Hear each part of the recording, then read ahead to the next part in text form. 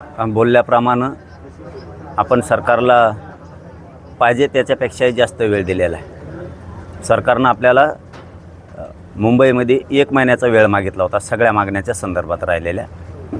आज म्हणजे उद्याच्या 29 तारखेला, उद्याच्या म्हणतोय मी, मेच्या 10 महिने पूर्ण व्हायला लागलेत. 8 महिने नाही तर 10 महिने पूर्ण व्हायला लागले. 10 महिने वेळ दिला आपण, कारण आपण 29 ऑगस्टला मुंबईत गेलो होतो.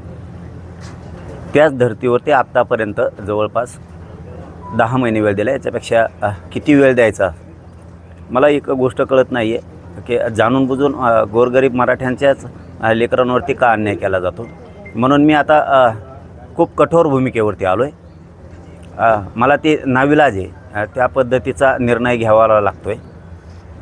मला कुणाला दोष द्यायची इच्छा नाही आणि द्यायचा पण नाही, कारण आपल्या लेकराला समाजाला जर मिळतच नसेल तर मग आपण आता कठोर भूमिका घेणं गरजेचं आहे. आपण जे घोषित केलं होतं, कारण मी डायरेक्ट विषयाकडेच येतो आहे. 4 घंटे बोला आणि 2 घंटे बोला, त्याच्यापेक्षा 5 मिनटाच्यात मला प्रेस संपवायचीच.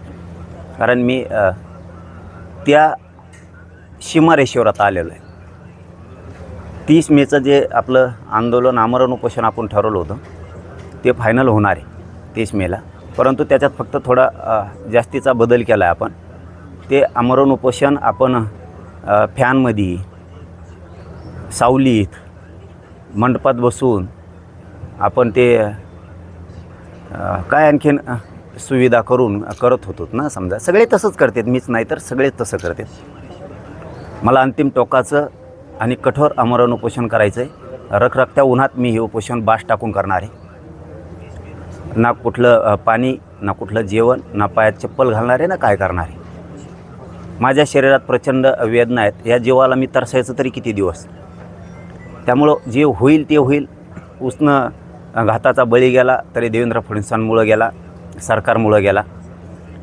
कितीही जीवाची लाहीलाही झाली तरी हरकत नाही आहे, कारण माझ्या समाजाच्या लेकरांच्याच आयुष्याचा उन्हाळा झाला आहे. तर आपण आपली का कदर करायची. ते उन्हात कुठंही होईल, ते जंगलात होईल, रानात होईल, ते कुठंही होईल, परंतु ते खूप कडक आणि त्या रखरखत्या उन्हात ते आमरण उपोषण होणार आहे.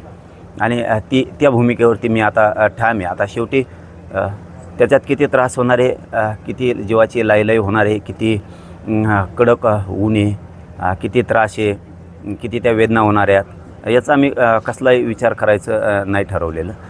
मी आता माझ्या निर्णयावरती फायनल आहे. कारण हे सारखे उपोषणं करूनसुद्धा माझ्या जीवाला इतक्या वेदना आहेत आणि इतका त्रास आहे प्रचंड. एकदा कुठंच ते तुकडा पडू दे, सरकारचा तुकडा पडेल नाही तर माझ्या जीवाचा तरी पडेल. या भूमिकेवरती मी फायनलच आता आलेलो आहे की आपण किती दिवस आता हे असं करत राहायचं. सरकारनं किती दिवस शब्द द्यायचे आणि आपण किती दिवस त्यांना वेळ द्यायचा.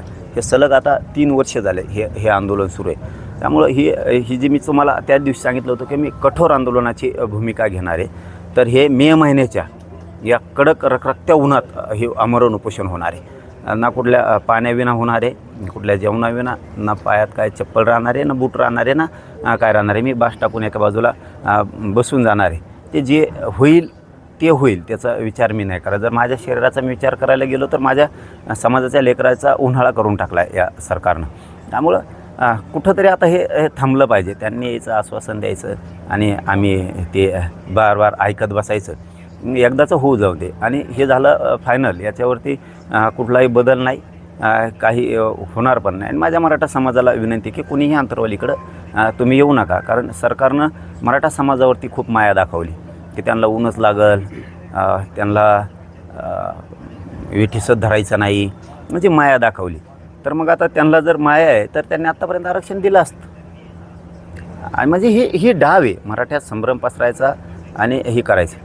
आता हे मला नाही वाटत की देशात असं पुन्हा आमरण उपोषण कुठं देशात झालं असेल आणि इतका कठोर पद्धतीची कुठंतरी निर्णय झालेला असेल की हे मी माझ्या मनानं म्हणत नाही, पण देशात मला नाही आठवत की असं इतकं टोकाचं झालं असेल आणि ते टोकाचं आता होणार.